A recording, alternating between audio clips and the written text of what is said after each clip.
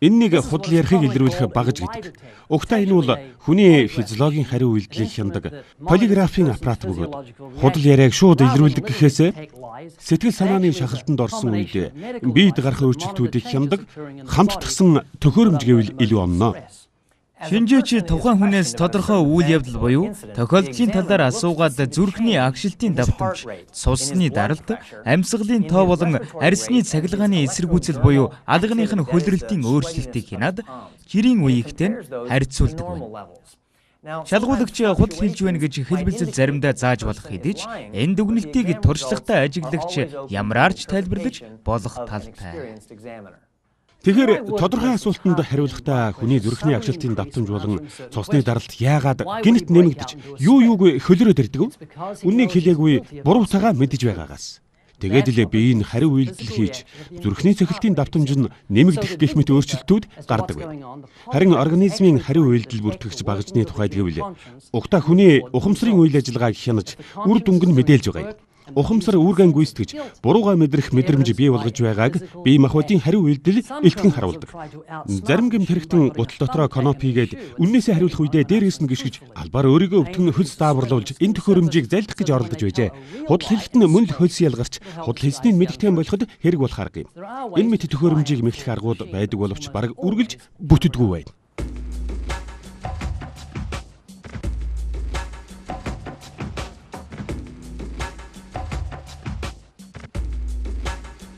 Тэгэхээр нэг үг хэлэхэд би иймэрхүү төхөөрөмжүүдэд нэг итгэдэг. Би худлаа ярьсан ч гэсэн та мэдэхгүй байх гэж бодох юм. Би таныг чадчих чаднаа. Гэх энэ дэрж сорилтонд орж байгаа ихэнх хүн аргалаад гарцгаж чаднаа л гэж боддог юм. Гэхдээ та чадахгүй гэдэгт би бат итгэлтэй байна шүү. Худал ярьж байгааг энэ төхөөрөмжөөр яаж илрүүлдгийг харуулахын тулд би нэг энгийн сорил авъя. Сорилоо тун энгийн болгохын тулд би танаа гэрийн нэг хүний нэрийг олж тогтооё. Би тэр нэрийг мэдэхгүй байгаа л да. За. Маш энгийн. Таны эхнэрийг сонгож авъя. Тэгье. Тэр танд эрхэм чухал хүн тийм биз? Тийм ээ. Би эхнэрийн чинь нэр хэн болохыг тогтоон заа юу. За. Тэгхийн тулд чи намайг давж чадна гэсэн болохоор эхнэрийнхээ нэрийг өөр 6 нэрэн донд оруулаад бичээрэй.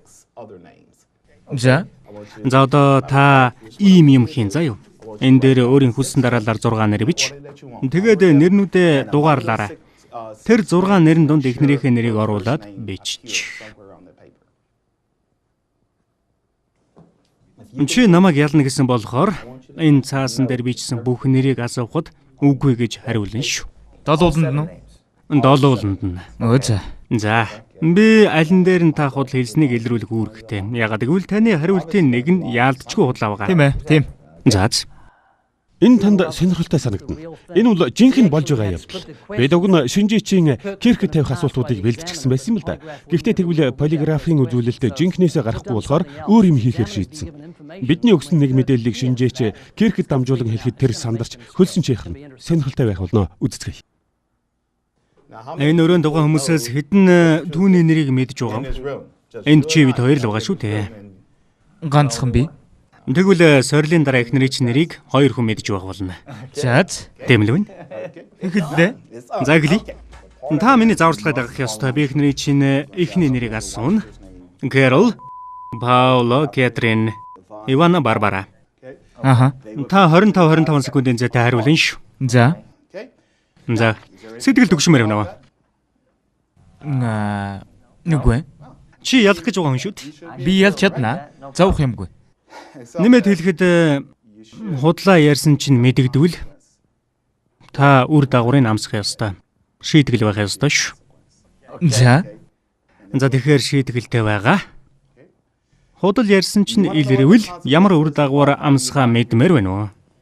Мэдээж. Тэгтээ зүгээрээ хамаагүй. Хараахан тийм болчихоогүй л. Хоногийн сүүлээр хаа нэг тийшээ нисэх үү? Тийм ээ ирхэмэ. Хизээ хаашаа нисэх гэж байгаа вэ? Тэгэхээр би үннээ хэлэх ёстой юу? Тийм ээ. За. Би Бямб гарагийн өдөш Жорж Мож руу нисэн. За юм байна. Би эхнэрийнхээ нэрийн талаар худал хэлсний чинь илрүүлвэл Та энэ сая долларын дэвсгэр чиг хэвлсэн тараах материалыг онгоцон дугаа хүн бүрт өгөх ёстой. Нисэж явахтай шүү. Би илрүүлж чадвал. Онгоцонд яваа хүн бүрт үү? Онгоцонд яваа хүн нэг бүрт. Энэ дэвсгэртийг хүн болгонд тарааж өгнө. Хүн бүрт. За битгий хөдлөөрэй. Яг урагшаага хан руу хараад суугаарай. Би хөдрөөгүй шүү.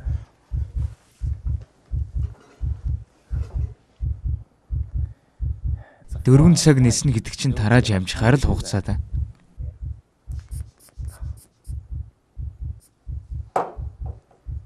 Шүний нислэг болохоор зарим хүн онгоцонд унтаж байна да.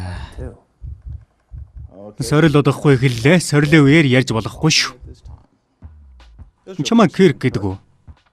Тийм ээ. Харин эхнэрийн чинь нэр Ивана юу? Үгүй ээ. Түүнийг гэдэг үү? Үгүй ээ. Түүнийг Кэтрин гэдэг үү? Үгүй.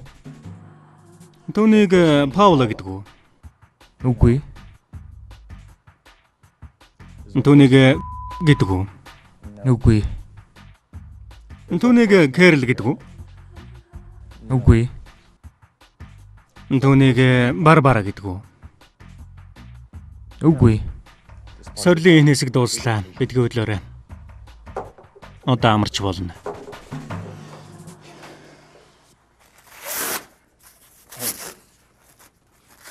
Таны найзуудад алдсныг чинь хэлэхгүй. Ганц үг ган хийхгүй. Тэгэхээр танд дуулгах таагүй мэдээ байна Кирк. Юу байдаг вүлээ? Захим тооцоолуурын алгоритмын талаар дурдж байсныг санаж байгаа үсттэй. Тэр л графикийг тооцоолоод худал хариултыг сонгодог юм ээ. Тийм ээ.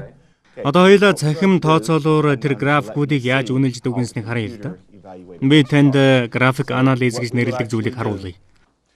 Таны биед гарсан өөрчлөлтийг шинжилсэн байгаа. Тэгээд дүн гэсэн зэс рүү ороод ангилал гэсэн хэсгийг сонгоё. Ангилал гэдгийг та юу гэж ойлгодог вэ? Ангилал гэхээр 1-д, 2-д, 3-д, 4-д гэдэг л. Яаж ангилсныг цахим тооцоолуураас асууя. Цахим тооцоолуур ийм 3 ангилал санд болгож байна. Би үргэлжлүүлгэж дарлаа. За тэгэхээр нэрсийг ийм дараалалаар жагсаажээ. Босоо ангилал байна. Сонгосон нэр хамгийн дээд талд байна. Ийм нэр. 2 дахь нэр нь Кэтрин, 3 дахь нь Ивана. За. Энэ нэрийг тооцоолуур сонгосон байна. Ингэж ангилжээ. Хамгийн сүүлд нь. Ийм юм гэж байдаг. Харин хамгийн сүүлд нь ийм нэр байна. Чи хамгийн хайхрамжгүй хариулж. Манай наагцэгч тэрэнд битгий хэлээрэ. Чи их тайван байжээ. Яхахгүй их нэр чинь биш вэж. Харин энэ нэрийг компьютер сонгож тээ. Харда. Энд миний нэр баг оноо авсан байна. Тэгэхээр намайг энэ асуултанд итгэлтэй хариулсныг мэджээ. Тийм ээ. Яаж мэдж байна? Алгоритмаар тооцоолоод Нүд орой дээр гарах нэ. одоо танд энийг өгөх нь зөв биз Кирк? Тийм ээ. Сайн мэдээний материал. Би Жорж руу явахдаа онгоцон дууга бүх хүнд энийг өгөх ёстой. За яахав. Христийн өгдөг хүчээр би бүхнийг хийж чадна. ертөнцийн эзний сургаал бичснээр энэ дэлхийд гэмгүй хүн нэг ч алга. Бүх хүн ертөнцийн эзнийг эсэргүүцэн буруу замд оржээ. Хинч үнэт шударгыг эрхэмсэнгүй. ертөнцийн эзэн Израильчуудад зориулж өөрөө хууль тогтоож өгөв. Тэр хуулийн үг бүр нь хүмүүс хамаатай. Хожим түүний өмнө бүх хүн гэмтэй болохыг энэ хууль харуулж, гэм хийсэн хэн боловч өөрийгөө зөвхөх шалтгаан хэлж чадахгүй болно. ертөнцийн эзний бүх хуулийг дагахыг хичээсэн хүн нэг л зүйлийн зөрчил түүний хувьд гэмтээд тооцогдох болно. Бид сайн мэдээ ярьж өгтөө тухайн хүн өөрийнхөө гэм бурууг тов тодорхой ухамсарлаасаа гэж хүсдэгэ дахин хэлье. Тэгвэл хүн аюулыг ойлгож аврагч руу хандах нь илүү магадтай.